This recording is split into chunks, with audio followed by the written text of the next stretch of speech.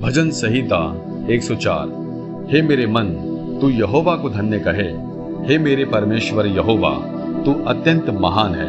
तू वैभव और ऐश्वर्य का वस्त्र पहने हुए है। तू उजियाले को चादर की नाई ओढ़े रहता है और आकाश को तंबू के समान ताने रहता है, जो अपनी अटारियों की कड़ियां जल में धरता है और मेघों को अपना रथ बनाता है और पवन के पंखों पर चलता है, जो पवनों को अपने दूत और धधकती आग को अपने टहलुए बनाता है। तूने पृथ्वी को उसके नींव पर स्थिर किया है ताकि वह कभी न डगमगाए। तूने उसको गहरे सागर से ढांप दिया, जैसे वस्त्र से। जल पहाड़ों के ऊपर ठहर गया, तेरी घुड़की से वह भाग गया। तेरे गरजने का शब्द सुनते ही वह उतावली करके बह गया। वह पहाड़ों पर चढ़ गया और तराइयों के मार्ग से उस स्थान में उतर गया जिसे तूने उसके लिए तैयार किया था। तूने एक सिवाना ठहराया जिसको वह नहीं लांघ सकता है और न फिरकर स्थल को ढांप सकता है। तू नालों में सोतों को बहाता है, वे पहाड़ों के बीच में बहते हैं। उनसे मैदान के सब जीव जंतु जल पीते हैं। जंगली गधे भी अपनी प्यास बुझा लेते हैं। उनके पास आकाश के पक्षी बसेरा करते और डालियों के बीच में से बोलते हैं। तू अपनी अटारियों में से पहाड़ों को सींचता है। तेरे कामों के फल से पृथ्वी तृप्त रहती है। तू पशुओं के लिए घास और मनुष्यों के लिए काम के लिए अनादि उपजाता है और इस रीति भूमि से वह भोजन वस्तुएं उत्पन्न करता है और दाख मधु जिससे मनुष्य का मन आनंदित होता है और तेल जिससे उसका मुख चमकता है और अन्न जिससे वह संभल जाता है। यहोवा के वृक्ष तृप्त रहते हैं, अर्थात लबानोन के देवदार जो उसी के लगाए हुए हैं। उनमें चिड़िया अपने घोंसले बनाती है।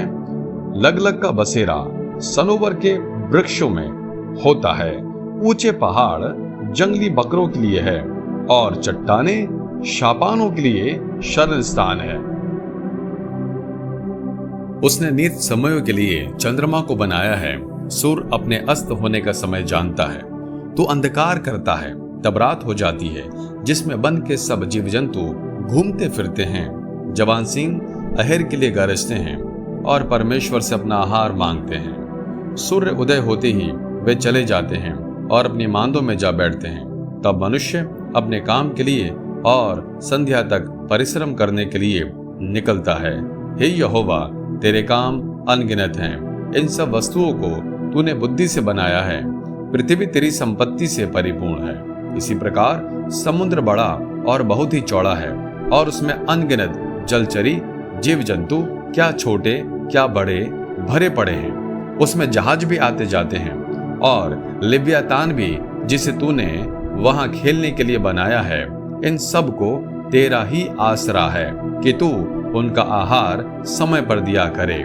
तू उन्हें देता है, वे चुन लेते हैं। तू अपनी मुट्ठी खोलता है और वे उत्तम पदार्थों से तृप्त होते हैं। तू मुख फेर देता है और वे घबरा जाते हैं। तू उनकी सांस ले लेता है और उनके प्राण छूट जाते हैं और मिट्टी में फिर मिल जाते हैं। फिर तू अपनी ओर से सांस भेजता है और वे सिरजे जाते हैं और तू पृथ्वी को नया कर देता है।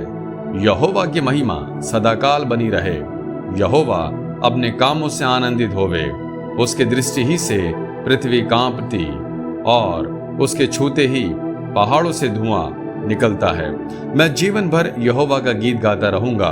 जब तक मैं बना रहूंगा तब तक अपने परमेश्वर का भजन गाता रहूंगा।